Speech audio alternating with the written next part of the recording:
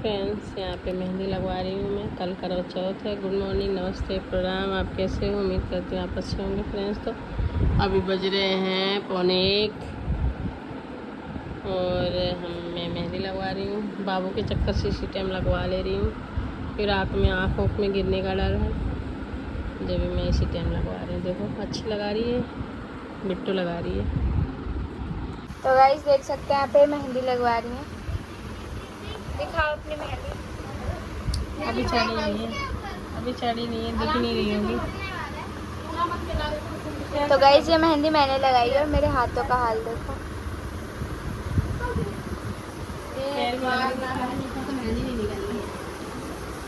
चाची चाची अरे डाल दे भी वही लगा दे।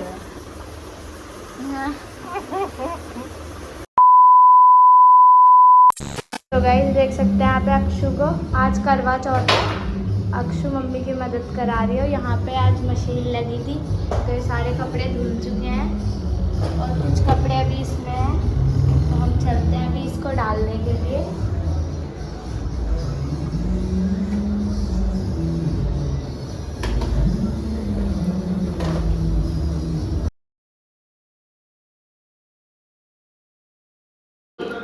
तो गाइस देख सकते हैं यहाँ पे मेकअप कर रही है मम्मी और आज करवा जाता है।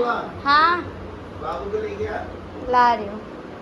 इसने किया है इसका मेकअप। नन्नू बाबू को भेज दे। देखो गाइस बाहर भी दरी वगैरह बिक चुकी है। अभी सारे जाएंगे, बैठेंगे वहाँ। हाँ हाँ लगा दी। देखो गाइस अद्दू को, अद्दू अद्दू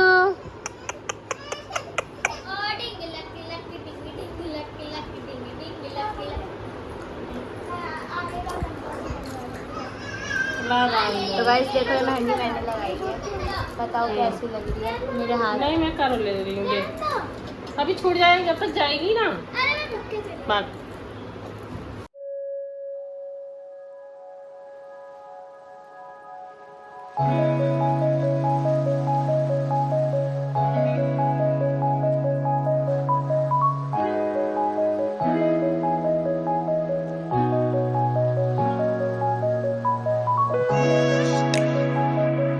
गाइस अभी दोपहर के 4:30 बज गए हैं। यहाँ पर हमने चाय बना ली है और इसके अंदर तो सुबह का खाना है शायद, नहीं इसके अंदर ना गाइस हलवा है। इसके अंदर हलवा है, देखो हलवा हमने बनाया है यहाँ पर। और हमने बनवाया है यहाँ पर हल्दी छोड़कर कड़ी है इसके अंदर। गाइस मैंने खोल ली। इसके अंदर राइस है, इसके अंदर कड़ी है, इसके अंदर मटर पनीर की सब्जी है, वो आपको हम बाद में दिखाएंगे हर चीज़। और अभी हमने पूड़ी वगैरह नहीं बनाई है ना, पकौड़ी, शायद पकौड़ी बन चुकी है, पूड़ी नहीं बनी है। सो अभी बाहर सब डीजे वीजे चल रहा है, सब तैयार हो चुके हैं। इस मम्मी यहाँ तैयार हो गई हैं तो देखो कितनी अच्छी लग रही हैं। अच्छी लग रही हो आप सच में। देखा मैंने जो आपको बाल बोला था। तो गाइस ये मेरी बात नहीं मानती हैं। देख सकते हैं यहाँ पे मम्मी जल्दी जल्दी पूजा की तैयारी कर रही है क्योंकि हम हो चुके हैं लेट और ये भी तैयार हो गई हैं। एक सांस में बोल रही हूँ मैं सब। देखो गाइस मेरी चुन्नी मंगवा दी।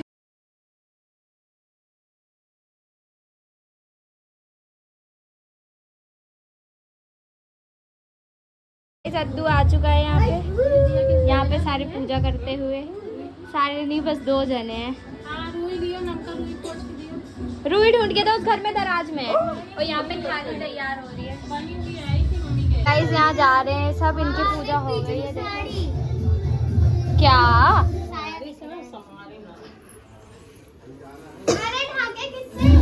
हाँ सही है।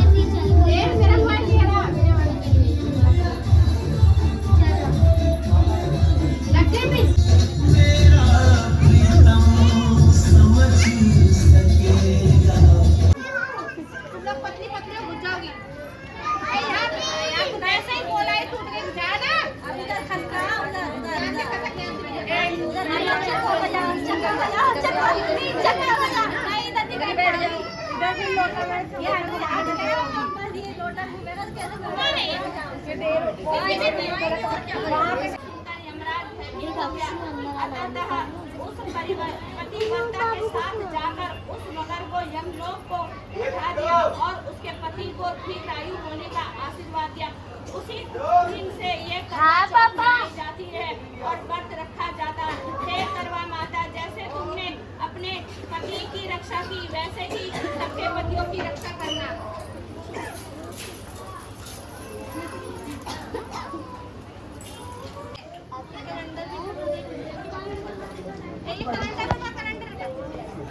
चलाती नहीं है।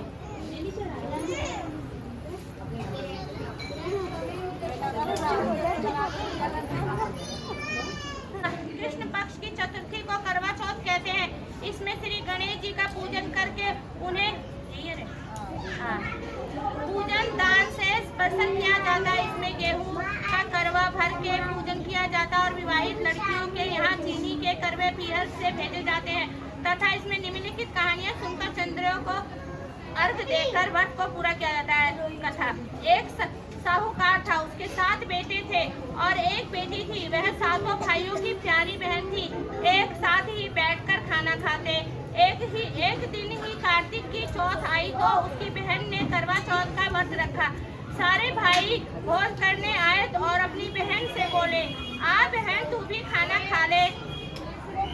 उनकी माँ बोली, आज यह खाना नहीं खाएगी, इसका करवा चौथ व्रत है, जब चांद निकलेगा तभी खाना खाएगी।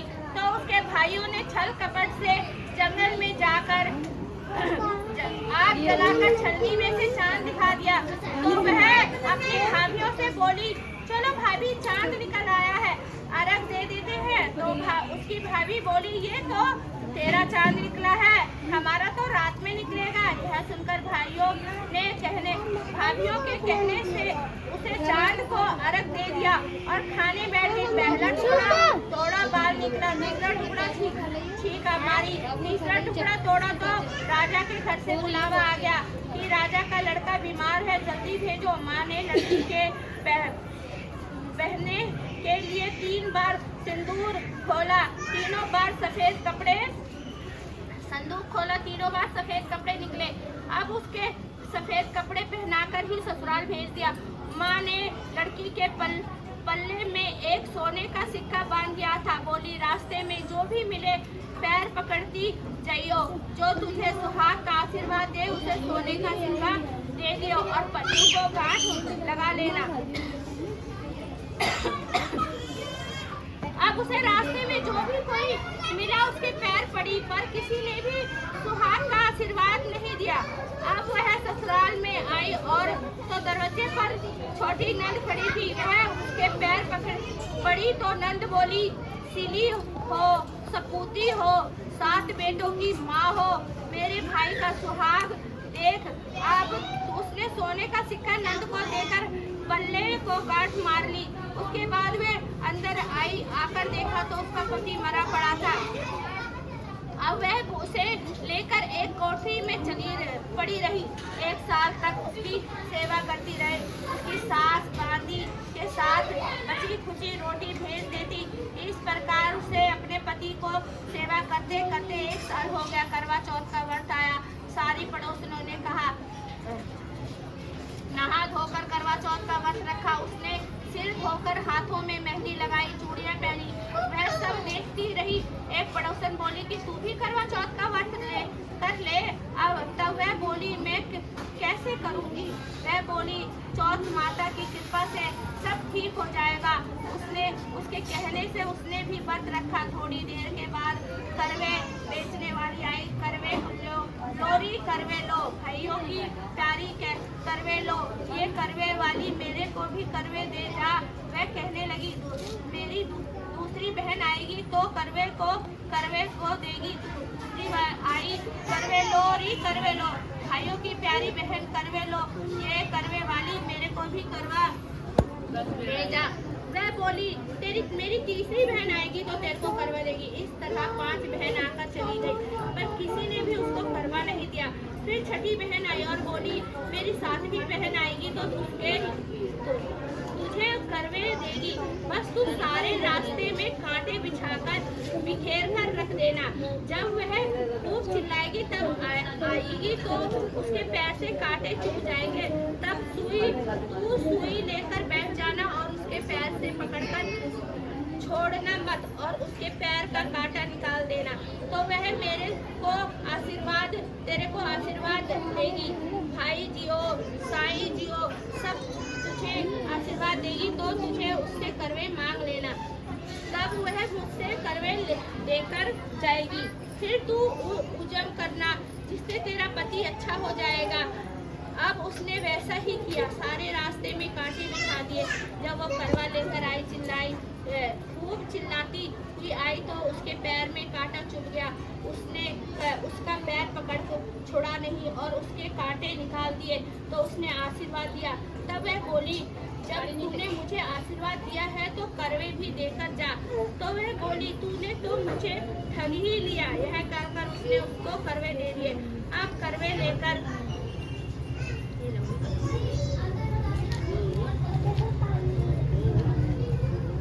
उसने उजम की तैयारी की। व्रत रखा। राजा का लड़का ठीक हो गया और नहीं 12 महीने तो हो गए तेरी सेवा करते करते। फिर उसने चौथ माता का उजम अच्छी तरह से किया। अब उसने चौथ माता की कहानी सुनी और उजम किया। अब वे दोनों चौपड़ खेलने लग गए। इतने में उनकी बांधी तेल की पल्ली और गुड़ रखी डल्ली लेकर आ गई। दोनों को खेलते देखकर सासू से बोली, महलों में खूब रौनक है, तेरी बहू चौपड़ सार खेल रही है। इतना सुनकर सासू देखने को आई। दोनों को देखकर बहुत खुश हो गई। बहू ने सासू के पैर दबाए और सासू बोली, वह सच सच बता, तूने क्या किया? उसने सारा हाल सुनाया। सासू को बताया। जो राजा ने सारे शहर में ढिंढोरा पिटवा दिया कि अपने पति की जीवन सुरक्षा के लिए अब बहने करवा चौथ का व्रत रखे। पहले करवे को अपने पीहर में जाकर उजम करे। हे चौथ माता, जैसे राजा के लड़के को जीवन दान दिया वैसे ही सबको देना।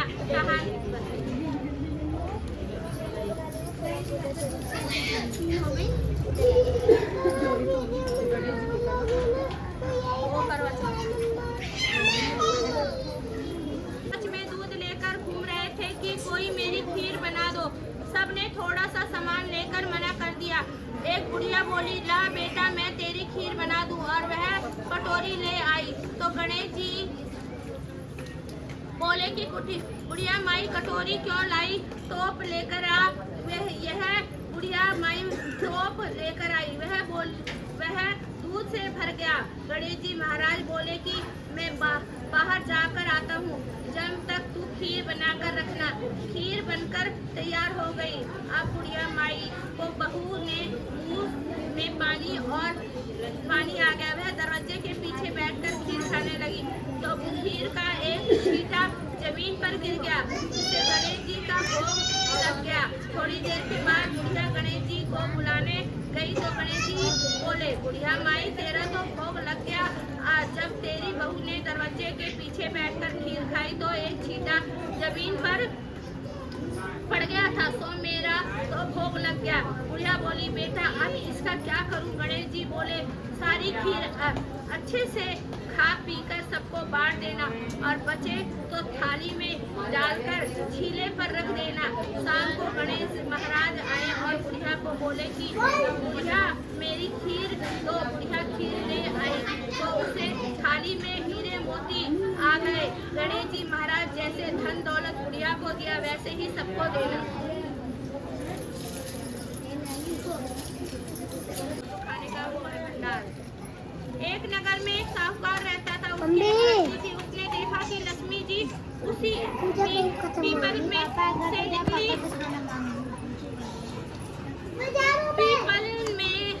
निकला करती है। एक दिन लक्ष्मी उस साहूकार की लड़की से बोली कि मैं तुझ पर बहुत प्रसन्न हूँ, इसलिए तू मेरी सहेली बन जा। लड़की बोली, क्षमा कीजिए, मैं माता पिता से पूछ कर आऊंगी, बताऊंगी। इसके बाद वह अपने माता पिता की आज्ञा पाकर श्री लक्ष्मी जी की सहेली सहेली बन गई। श्री महालक्ष्मी जी उससे बड़ा प्रेम करती थी। एक दिन महालक्ष्मी जी ने उस लड़की को भोजन का निमंत्रण दिया। जब लड़की भोजन करने आई तो लक्ष्मी जी ने उसे सोने चांदी के बर्तनों में खाना खिलाया, सोने चांदी के पर बिठाया और वह उसे बहुमूल्य वस्त्र ओढ़ने को लिए दिए। इसके बाद लक्ष्मी जी ने कहा कि मैं भी कल तुम्हारे घर जीवने आऊंगी। माने खिलाया बिट्टू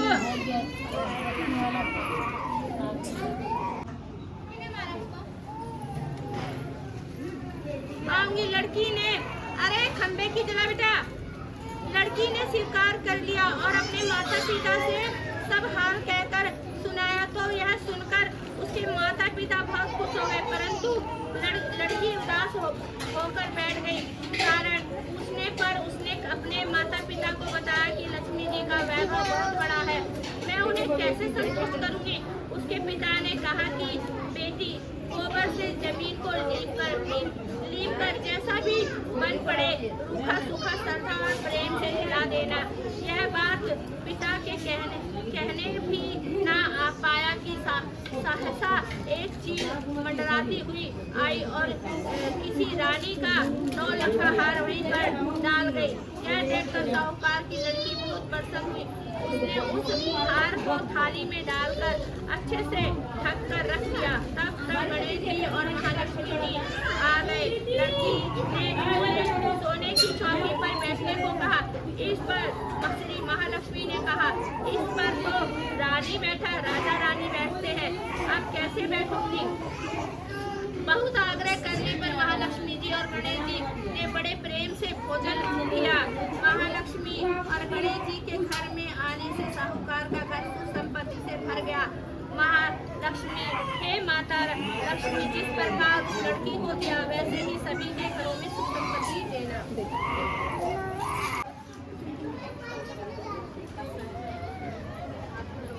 ऐसे पकड़ा नहीं, क्या सो रही है?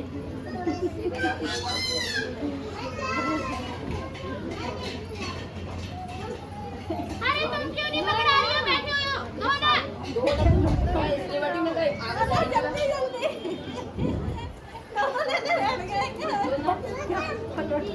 वो बैठिए चुपचाप।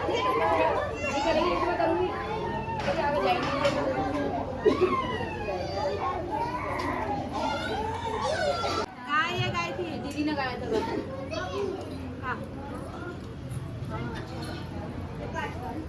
गाओ गाओ।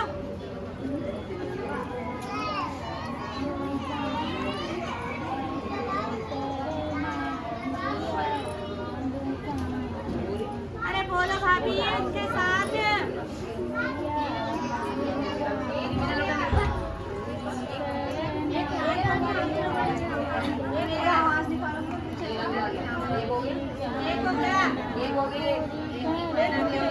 हाँ चलो चलो।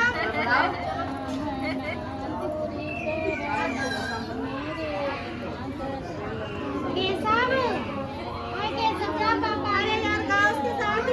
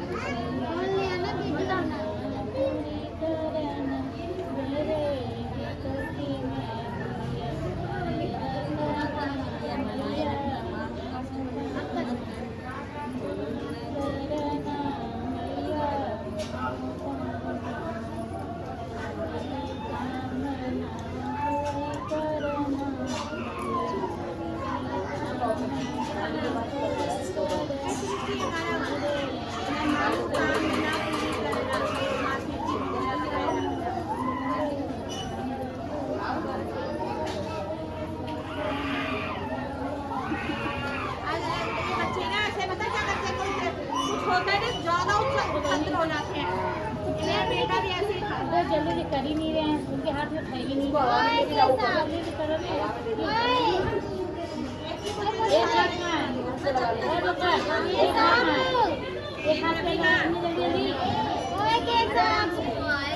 जल्दी